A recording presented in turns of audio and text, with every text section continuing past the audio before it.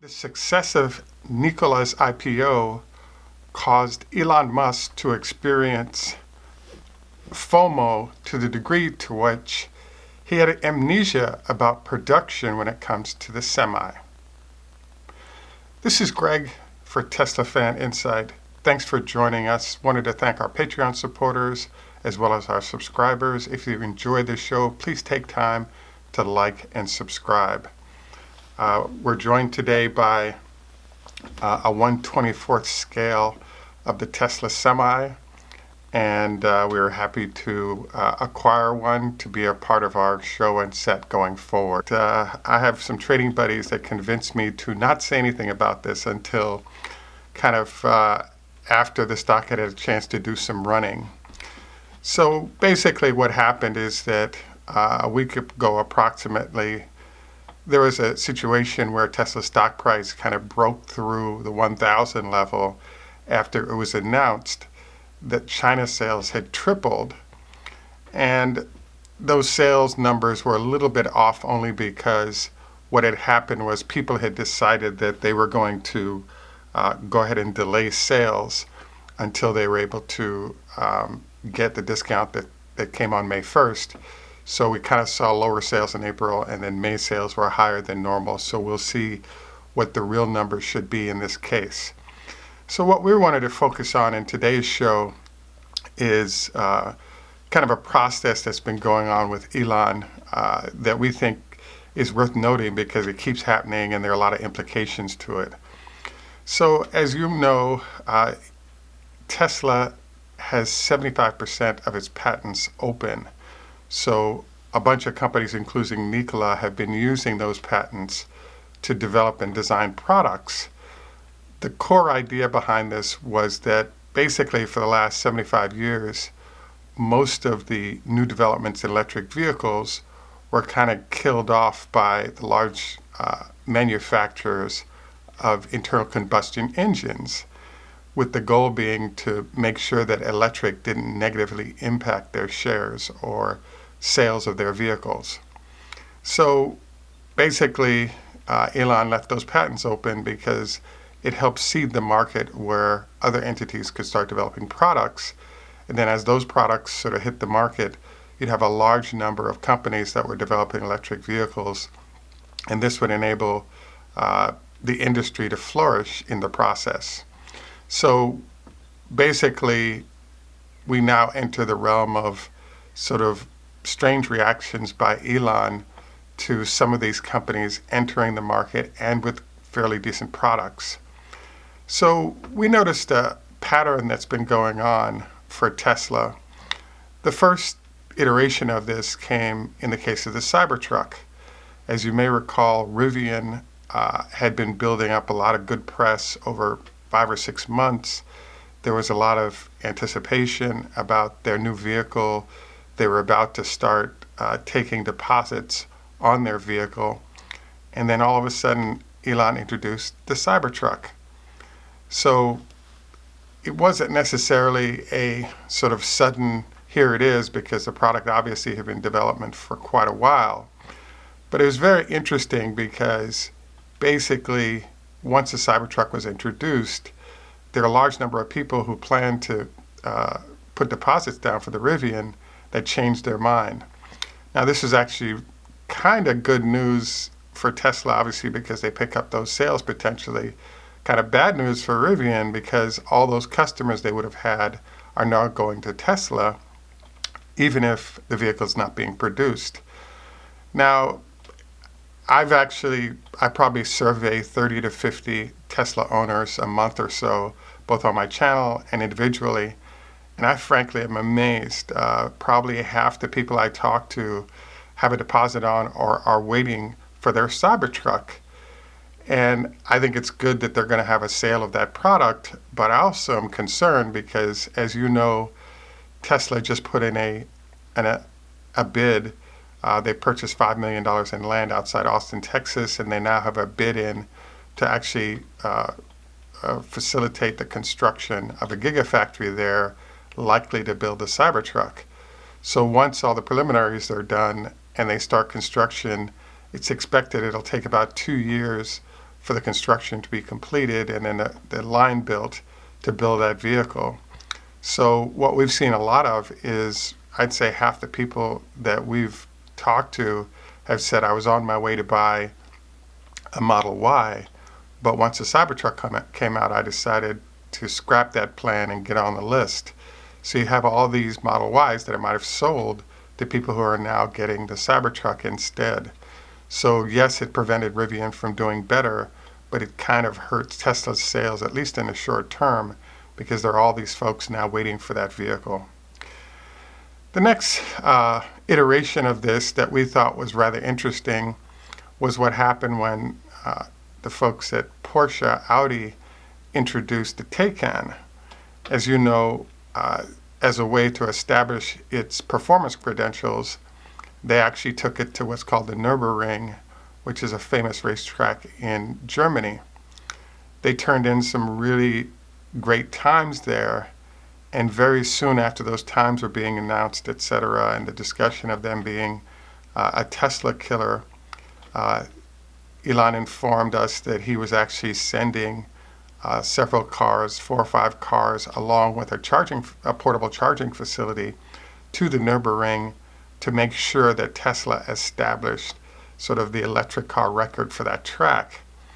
And it might have taken a few cars to do it, but they did establish numbers that allowed them to sort of retain supremacy when it comes to electric vehicle performance and on a Nürburgring.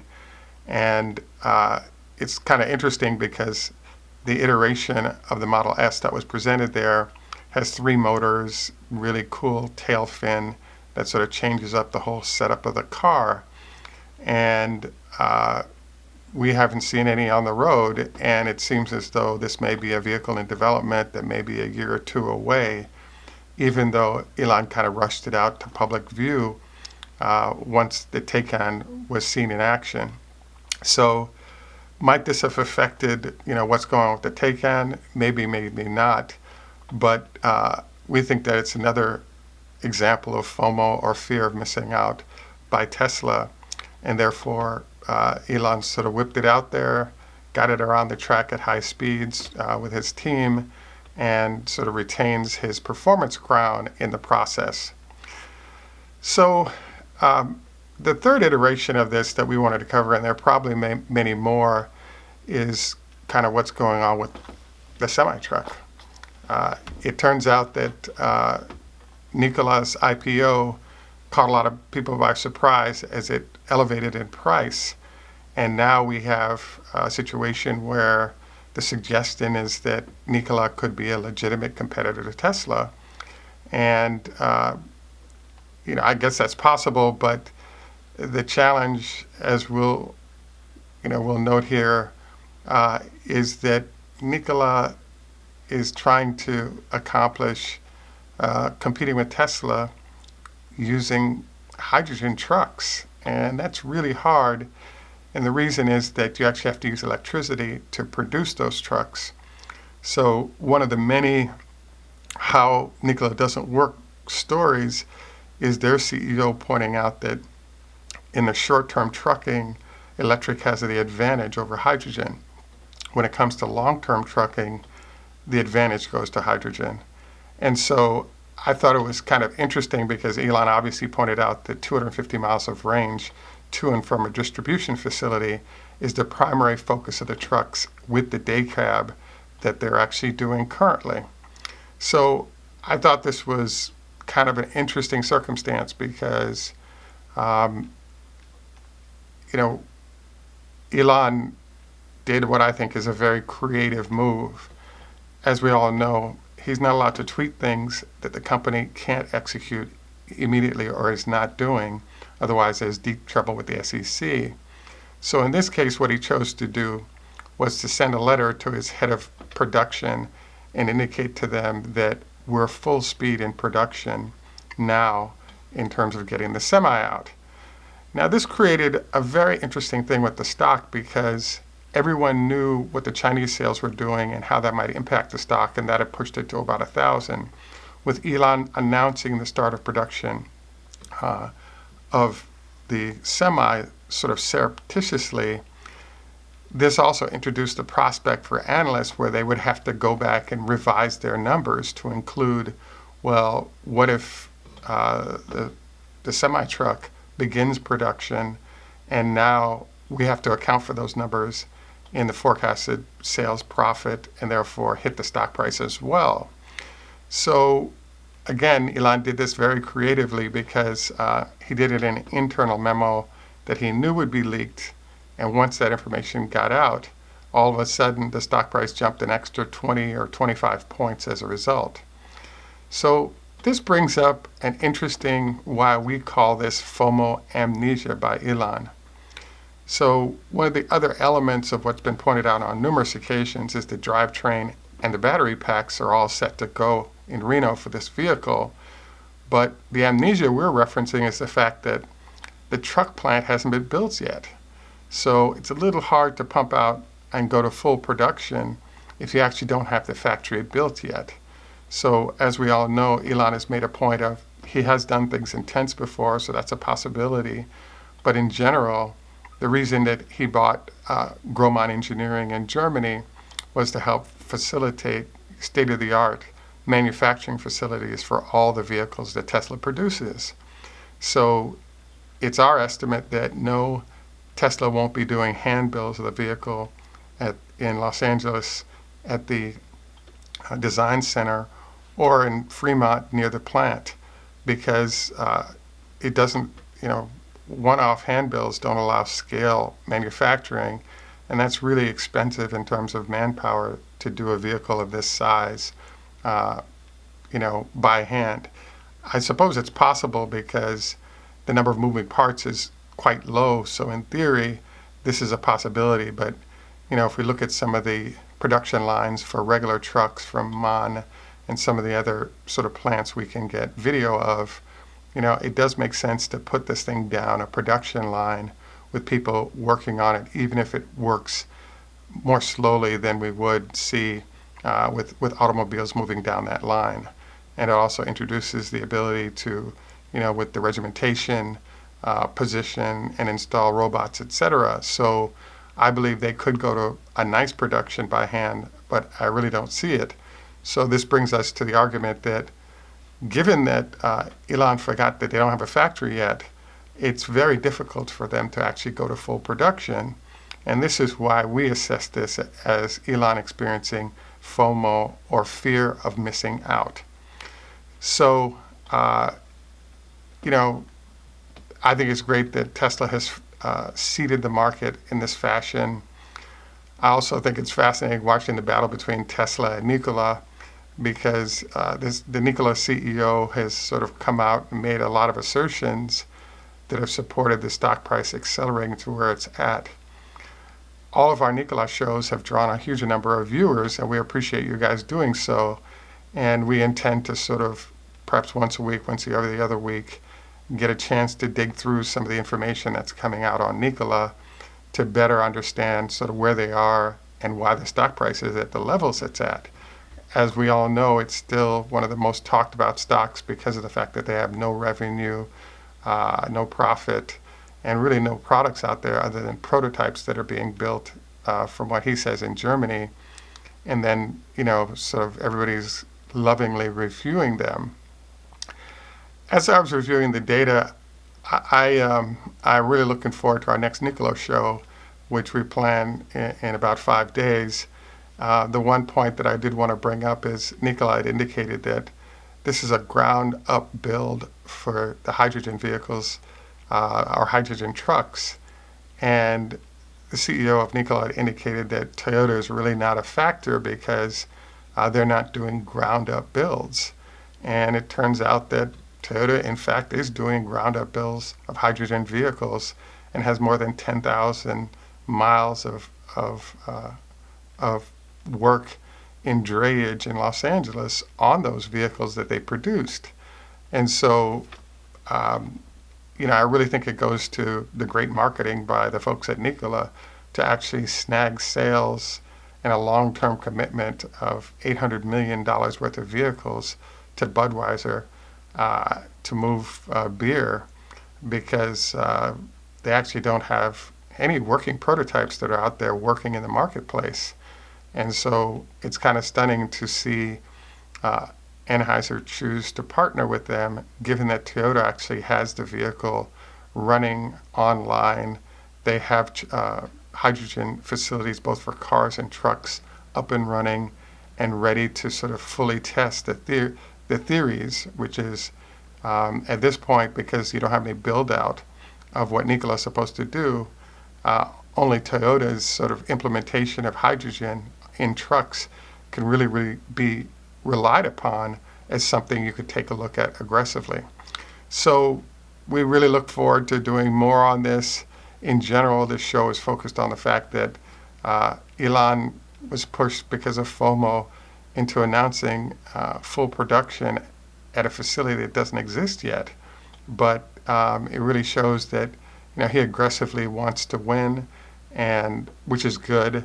But it also is kind of weird because after everyone sort of the dust cleared, everyone looked around and there's no factory to produce in, it definitely caused the stock to sort of pull back and enter sort of a steady as she goes sedentary zone around 1,000, which kind of reflects what the number was before he made this announcement. So, I think it's an interesting situation. We're pleased to see that there's some incentive to move forward with production of the Semi, because there are a large number of people who've actually paid pretty much full price 2 years in advance, 3 years in advance in order to get this vehicle. And it's great to see Nikola sort of egging the company on in implementation of it. So, any rate, I want to thank you for taking time out to join us for this show today. Also wanted to note, I've started shopping more at Costco, places like Costco and Target, because, for example, Target really went to a $15 an hour minimum for their workers, and we have similar numbers coming out of Costco. I also wanted to note that one of the things that I've noticed is a few doctor friends of mine who volunteer their services find that many of the people coming for volunteer health services, at community facilities around the country, are all Walmart employees who don't make enough or get the benefits necessary to avoid getting their health care anywhere but those locations. So for this reason, I'm making sure that, I try to patronize firms that are providing health care as well. I would say it's probably a little bit more costly, but I think it's really worth making a statement about the fact that we really need for the companies that we're doing business with to actually support their workers in every way possible, especially healthcare. And if those costs fall back onto the local community, I don't think that's a great situation either. At any rate, we also encourage you to consider our health tips. 25 leg lifts to make sure you strengthen your quad muscles, helps solidify knee position. Also wanted to encourage you to do a 35 or better SPF. We also wanted to encourage you to keep fried foods to no more than once a week. And then finally, a couple of times of weightlifting a week to help maintain bone density is probably a good idea. If you have health tips you think we might want to add to our list, we're happy to embrace those.